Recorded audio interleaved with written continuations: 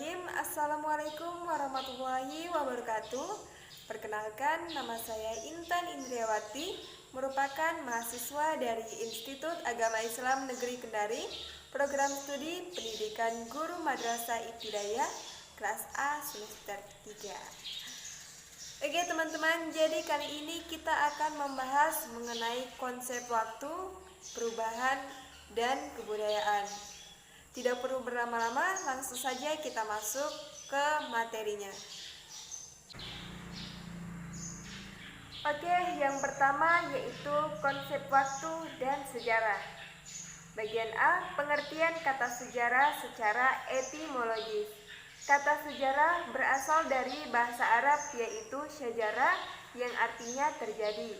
Sedangkan kata syajaratun artinya pohon kayu yang terus-menerus tumbuh dari bumi ke udara yang mempunyai cabang, dahan, dan daun, bunga, serta buah.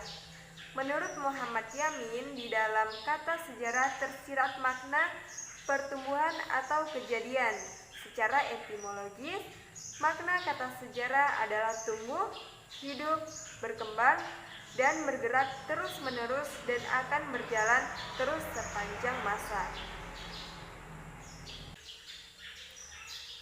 Oke, bagian 1 yaitu guna sejarah.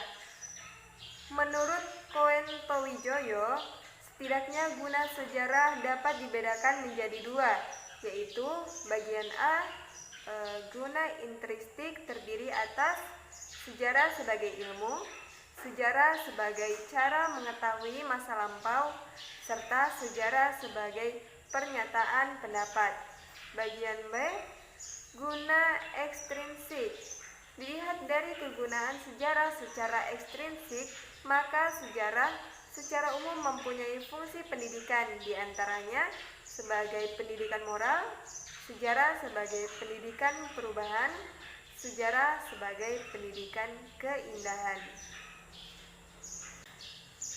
Berikutnya yaitu tugas sejarah berkaitan dengan waktu.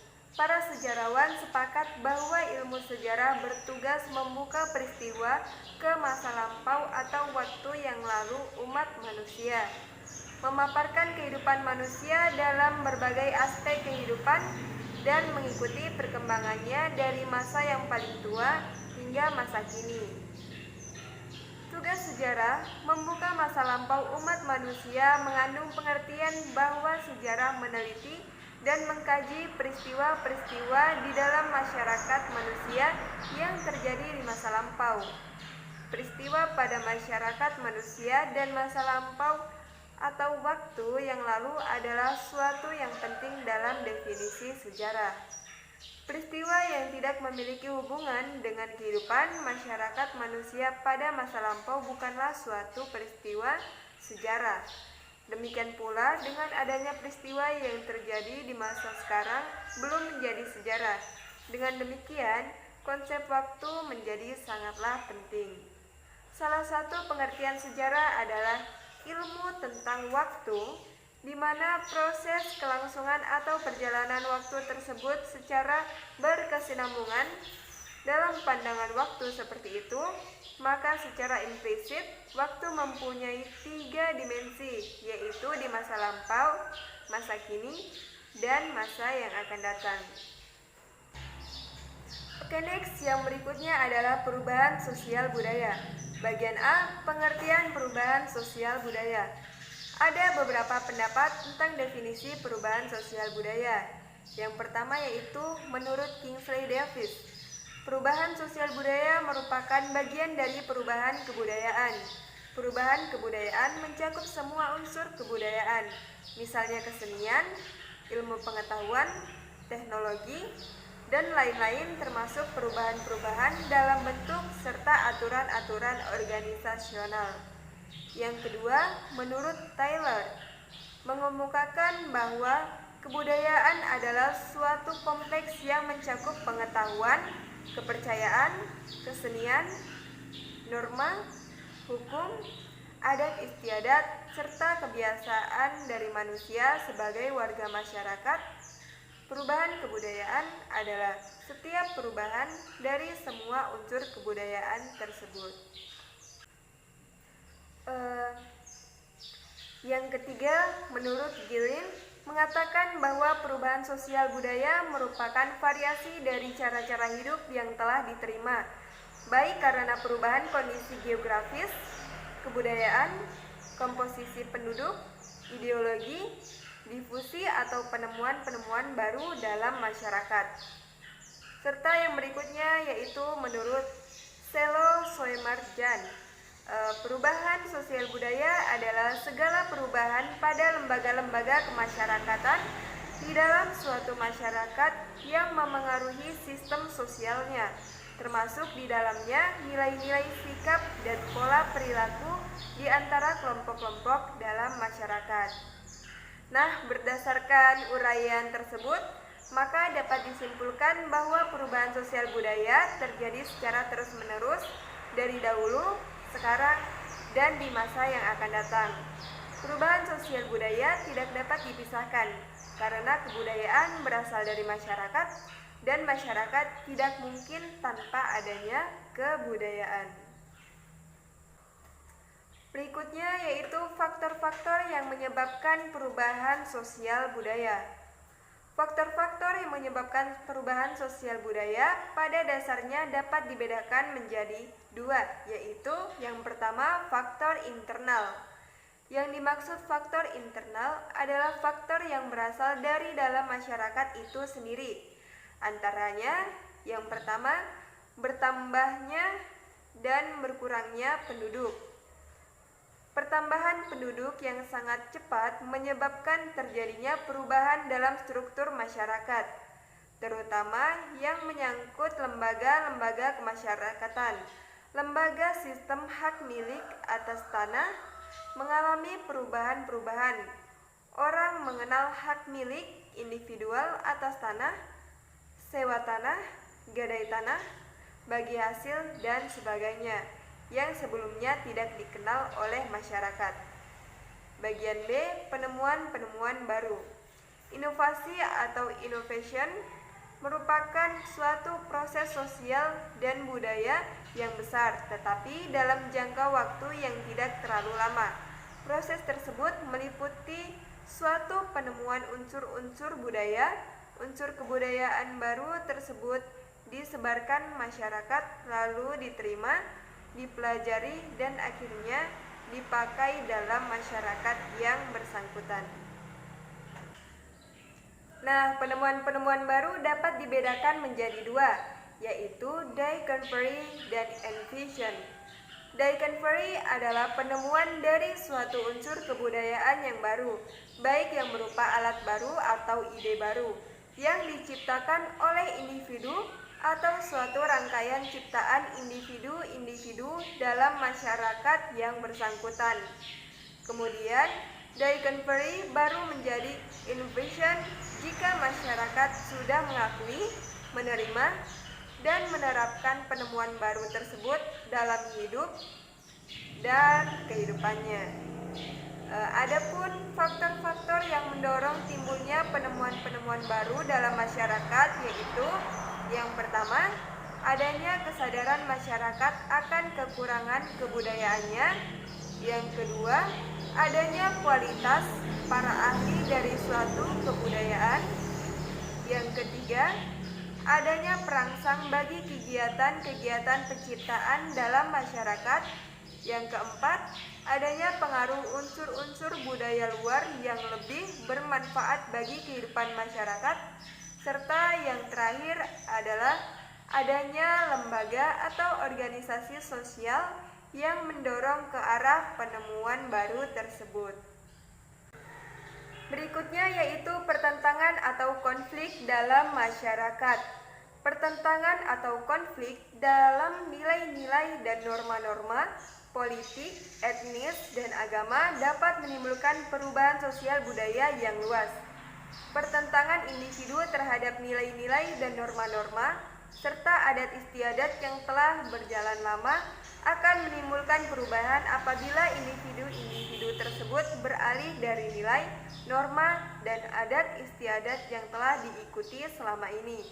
Misalnya, adanya anggapan masyarakat bahwa makin banyak anak, maka makin banyak rezeki. Artinya, setiap anak mempunyai rezeki sendiri-sendiri, sehingga tidak menimbulkan kecemasan setiap kali anaknya lahir. Di era sekarang ini, pandangan itu mengalami perubahan, bahwa makin banyak anak, makin besar beban ekonomi.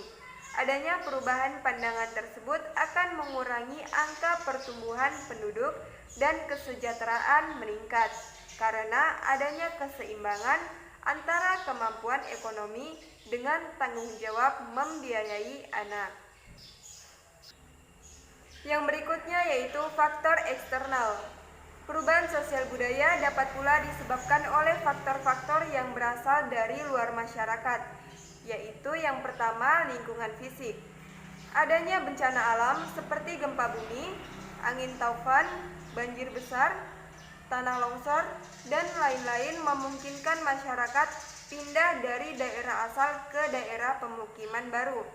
Berubahnya lingkungan fisik dapat juga diartikan berubahnya lahan penduduk lama demi kepentingannya yang baru. Yang berikutnya yaitu peperangan. Peperangan yang terjadi antara satu masyarakat atau negara dengan masyarakat lain menimbulkan berbagai dampak. Sepertinya dampak yang ditimbulkan oleh adanya pemberontakan dan pertentangan-pertentangan. Negara yang menang biasanya akan memaksakan negara yang takluk untuk menerima kebudayaannya yang dianggap kebudayaannya lebih tinggi tarafnya. Serta yang terakhir yaitu pengaruh kebudayaan masyarakat lain. Adanya interaksi langsung antara satu masyarakat dengan masyarakat lain akan menyebabkan saling pengaruh.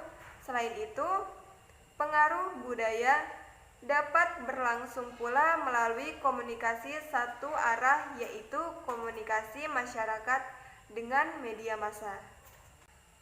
Next, yaitu faktor-faktor yang menyebabkan masyarakat menolak adanya perubahan sosial budaya.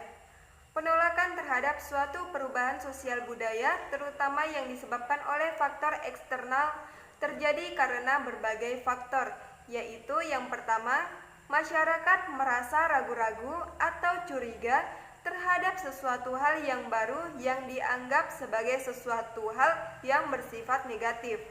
Adanya pandangan seperti itu muncul dalam perilaku menolak langsung atau menolak terlebih dahulu sambil mempelajarinya untuk kemudian menerima atau menolaknya. Yang kedua, kurangnya pendidikan dan pengetahuan masyarakat terhadap sesuatu yang baru tersebut, sehingga mereka menolak. Yang ketiga, adanya kecenderungan untuk tetap menyukai, memelihara sesuatu hal yang lama membuat inovasi terhalang. Misalnya, masih adanya sikap priayi dan sikap feodalisme menghalangi seseorang untuk berorientasi pada prestasi individu. Kemudian konsep kebudayaan. Manusia lahir dan hidup di dalam suatu kebudayaan tertentu. Ia tidak dilengkapi dengan sarana biologis yang serba otomatis menjadi miliknya.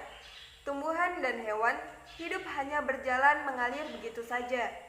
Hidup tumbuhan dan hewan tidak mengangkat diri dan hidupnya ke tingkat yang lebih tinggi. Lain halnya dengan manusia. Dia tidak hanya hidup, tetapi juga subjek yang sadar diri. Hidup manusia tidak hanya berjalan, tetapi dia mengerti, menguasai, dan turut campur tangan terhadap lingkungannya. Dengan demikian, manusia mengangkat hidupnya ke tingkat human level atau insani. Hidup insani bukan hanya alam yang berjalan, tetapi alam yang dibudayakan. Driyakarta 1989. Kemudian pengertian kebudayaan. Kata kebudayaan berasal dari kata Sanskerta, yaitu budaya, yaitu bentuk jamak dari budi yang berarti budi atau akal. Dengan demikian, secara sederhana, kebudayaan dapat diartikan hal-hal yang bersangkutan dengan akal. Koen-Jaraningrat 1979. Selain itu, ada yang mengupas kata budaya sebagai perkembangan dari kata majemuk budidaya yang merupakan arti daya dari budi. Oleh karena itu, mereka membedakan budaya dari kebudayaan. Budaya adalah daya diri budi yang berupa cipta, rasa, dan karsa. Sedangkan kebudayaan adalah hasil dari cipta, rasa, dan karsa. Dengan kata lain, hasil dari ketiga unsur akal atau budi, yaitu cipta, rasa, dan karsa. Itulah yang disebut dengan kebudayaan. Dalam bahasa asing lainnya terdapat kata kultur, merupakan bahasa Inggris, kultur dalam bahasa Belanda, kultur dalam bahasa Jerman, yang semuanya itu sama artinya dengan kebudayaan. Kata-kata itu berasal dari kata Latin yaitu color, yang mempunyai arti mengolah, mengerjakan, terutama mengolah tanah atau bertani. Berdasarkan kata-kata tersebut, maka kebudayaan adalah segala daya upaya serta tindakan manusia untuk mengolah tanah dan merubah alam guna memenuhi berbagai kebutuhan hidupnya. Dengan adanya istilah kebudayaan dan beberapa definisi tersebut, maka dapat disimpulkan bahwa kebudayaan adalah milik manusia yang hidup bermasyarakat dan didapatkan melalui proses belajar. Secara umum juga dapat disimpulkan bahwa kebudayaan mempunyai ciri-ciri sebagai berikut. Yang pertama, kebudayaan diperoleh manusia sebagai anggota masyarakat. Yang kedua, kebudayaan diwariskan dari generasi ke generasi secara non-genetis, tetapi diperoleh manusia melalui proses belajar. Yang ketiga, keberadaan kebudayaan dapat berupa gagasan, tindakan, dan hasil karya yang berbentuk material. Yang keempat, kebudayaan sifatnya dinamis. Serta yang kelima, kebudayaan dibutuhkan oleh manusia untuk menyesuaikan diri dengan lingkungan dan untuk memenuhi berbagai kebutuhan. Berikutnya, unsur-unsur kebudayaan. Unsur kebudayaan dalam Kamus Besar Bahasa Indonesia berarti bagian suatu kebudayaan yang dapat digunakan sebagai satuan analisis tertentu. Dengan adanya unsur tersebut, kebudayaan lebih mengandung makna totalitas daripada sekedar penjumlahan unsur-unsur yang terdapat di dalamnya. Menurut Fleisch-Kluge-Kahn, ada 7 unsur kebudayaan yang universal. Ketujuh unsur kebudayaan tersebut adalah bahasa, sistem peralatan dan perlengkapan hidup atau sistem teknologi, sistem mata pencarian hidup atau sistem ekonomi, sistem kemasyarakatan atau organisasi sosial atau sistem sosial, sistem pengetahuan, sistem religi, dan sistem kesenian. Oke, yang terakhir adalah wujud kebudayaan. Menurut Koen-Jaraningrat 1979, ketujuh unsur kebudayaan tersebut masing-masing mempunyai 3 wujud kebudayaan. Adapun wujud kebudayaan itu adalah sebagai berikut. Yang pertama, sistem budaya atau cultural system. Wujud kebudayaan pada tingkat ini sebagai suatu kompleks dari ide-ide, gagasan, nilai-nilai, norma-norma, peraturan, dan sebagainya. Sifatnya masih abstrak, tidak dapat diraba atau difoto. Lokasinya ada di kepala-kepala atau dalam alam pikiran masyarakat di mana kebudayaan itu berada. Yang kedua, sistem sosial atau social system. Wujud kedua dari kebudayaan disebut sebagai social system atau sistem sosial. Sistem sosial ini terdiri dari aktivitas-aktivitas manusia yang berinteraksi dari hari ke hari menurut pola-pola tertentu berdasarkan adat tata kelakuan. Aktivitas-aktivitas manusia dalam sistem sosial ini bersifat konkret, bisa difoto, dan bisa diobservasi. Serta yang terakhir yaitu berupa kebudayaan fisik. Wujud kebudayaan fisik adalah benda-benda hasil karya manusia. Sifat dari wujud kebudayaan ini sifatnya paling konkret, misalnya rumah, sepeda motor, komputer, kain batik, kancing baju, dan lain sebagainya. Sebagai contoh, sistem kepercayaan mempunyai wujud sebagai sistem keyakinan dan gagasan-gagasan tentang Tuhan, dewa-dewa, roh-roh halus, surga, neraka, dan lain sebagainya. Oke teman-teman, itu saja yang dapat saya sampaikan. Kurang lebihnya mohon dimaafkan. Don't forget to like, comment, and subscribe. Wassalamualaikum warahmatullahi wabarakatuh.